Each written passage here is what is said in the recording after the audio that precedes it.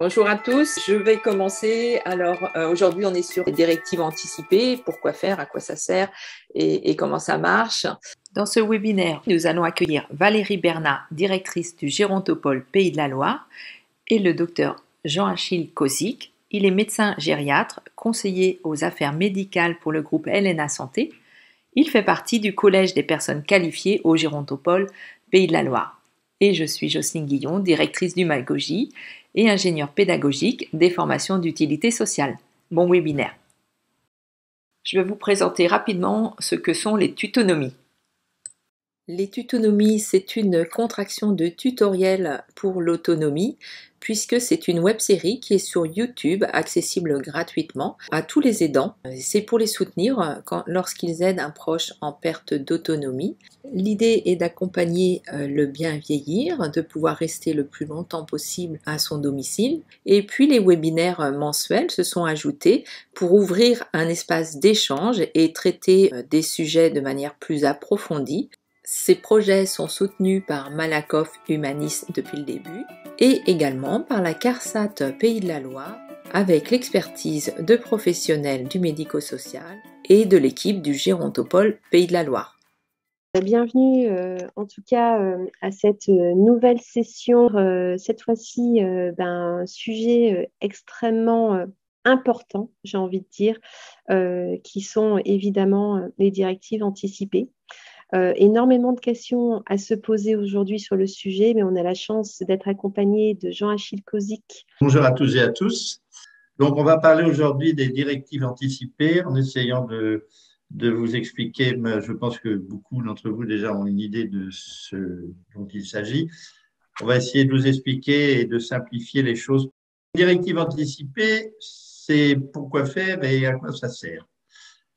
Ça sert à se protéger, à protéger ses proches. En fait, il s'agit de directives ou de volontés que l'on donne pour sa fin de vie. Ça concerne la fin de vie de chacun d'entre nous, d'entre vous.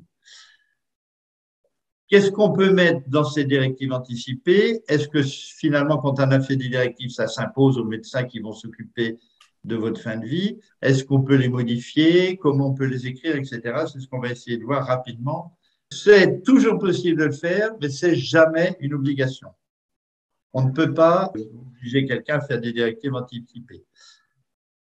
C'est des volontés qu'on exprime sur les décisions médicales qu'on aimerait bien voir se produire lorsqu'on est en fin de vie. C'est-à-dire, est-ce qu'il y a des traitements ou des types de traitements que je souhaite ou que je ne souhaite pas? Est-ce qu'il y a des actes médicaux que je souhaite voir engagés ou pas? Est-ce que j'ai envie d'avoir une fin de vie qui se prolonge? Est-ce que j'ai envie qu'on fasse le plus simplement possible? Enfin voilà. On peut mettre ce qu'on veut concernant sa fin de vie sur le plan médical. Il faut bien se dire qu'il faut toujours y penser à l'avance parce que si on a un accident ou soudain une maladie très grave qui tout d'un coup vous met dans la possibilité de s'exprimer, ben, vous ne pouvez plus rien faire. Donc, c'est important, je pense, que votre médecin, les médecins qui s'occupent de vous, vos proches, j'en reparlerai tout à l'heure, votre personne de confiance, puissent savoir ce que vous souhaitez. Alors, les directives de fin de vie, on peut mettre absolument tout ce qu'on veut dedans, c'est-à-dire comment vous souhaitez être habillé à votre fin de vie, quel confort vous souhaitez avoir, mais il n'y a que les directives concernant l'aspect médical de votre fin de vie qui vont s'imposer aux médecins et aux professionnels de santé qui s'occupent de vous. La loi est très claire là-dessus. Il y a 3 articles du Code de la santé publique qui, de façon très précise, indiquent ce qui doit pouvoir être mis dans des directives de fin de vie et surtout ce qui sera pris en compte dans les directives de fin de vie par l'équipe soignante. Il n'y a que 2 situations, finalement, où un médecin ou une équipe soignante peut ne pas suivre vos directives.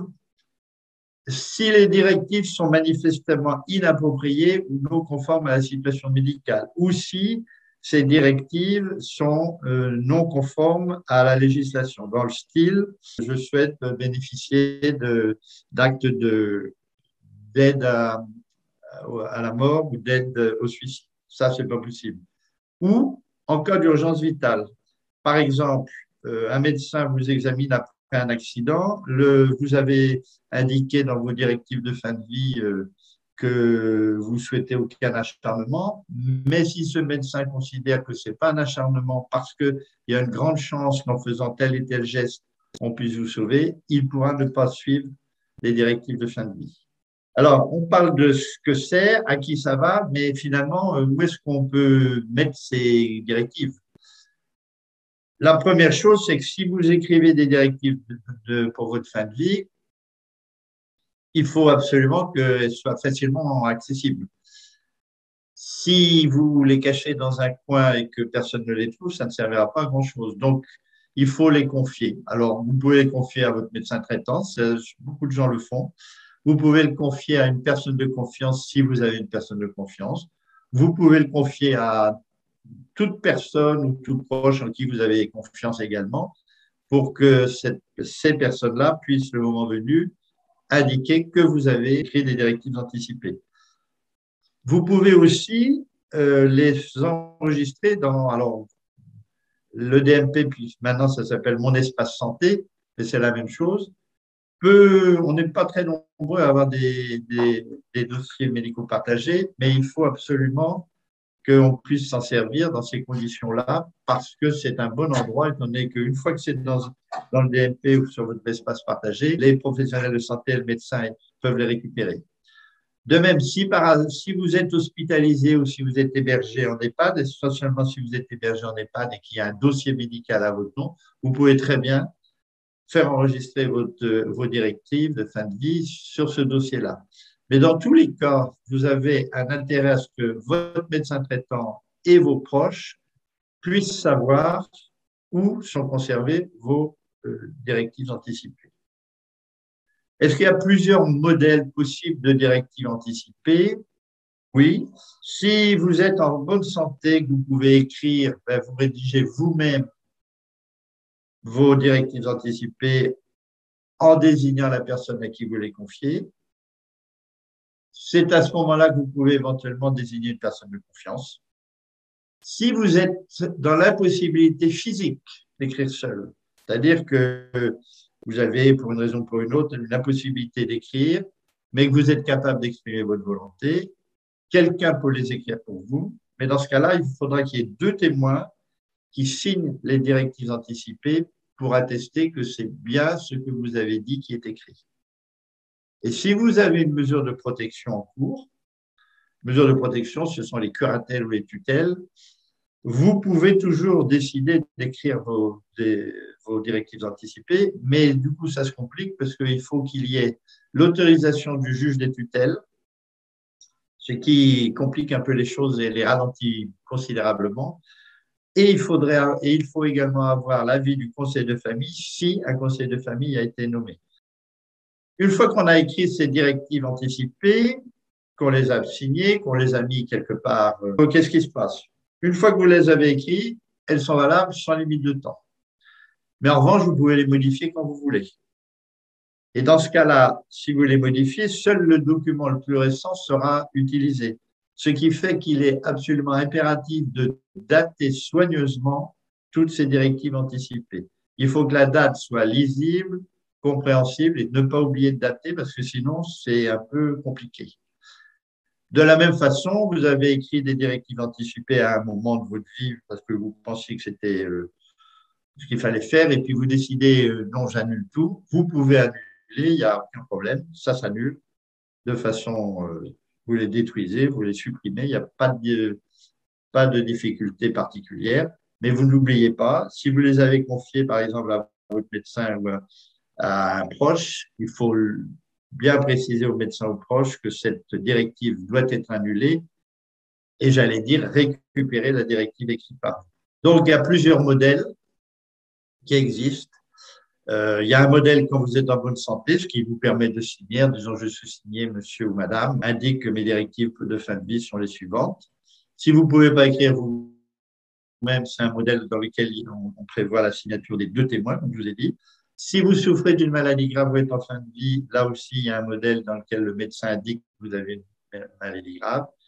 Et si vous êtes sous mesure de protection, ben, vous devez rajouter le fait que le juge a donné son accord et a signé et indiqué le type de cet accord. C'est relativement simple, comme vous voyez, ça ne pose pas de problème majeur sur la forme. Sur le fond, ça peut évidemment être un peu compliqué parce que être en très bonne santé, aller bien et écrire quelque chose sur une fin de vie qu'on espère peut-être la plus lointaine possible, c'est pas forcément évident. Est-ce qu'on est apte soi-même à juger de ce qui pourra être fait dans X années? C'est quand même une bonne mesure de protection pour vous-même et pour vos proches qui n'auront pas posé des tas de questions de ce type-là en fin de vie. C'est aussi un moyen peut-être de réfléchir sur sa fin de vie, justement. Je pense que c'est quelque chose d'utile. C'est pas très utilisé actuellement. On n'en a pas beaucoup. Mais je suis persuadé, moi, que c'est un bon moyen d'éviter parfois des difficultés de fin de vie, de prise en charge de fin de vie. Il y a des modèles qui existent, il y en a plein. Je vous ai mis tout en bas un lien qui va vers la HAS. La HAS a publié un document avec tous les modèles de directives anticipées qui existent, qui est plutôt bien fait, simple, et que vous pouvez utiliser si vous le souhaitez. Merci. Merci beaucoup pour ce retour et merci encore à Humagogie pour les webinars et pour avoir, j'ai envie de dire, le courage d'aborder des sujets qui sont parfois peu abordés et dont nous avons tous besoin. Merci à la CARSAT, merci au Gérontopole, merci Dr Kozik et puis merci à tous et bonne journée.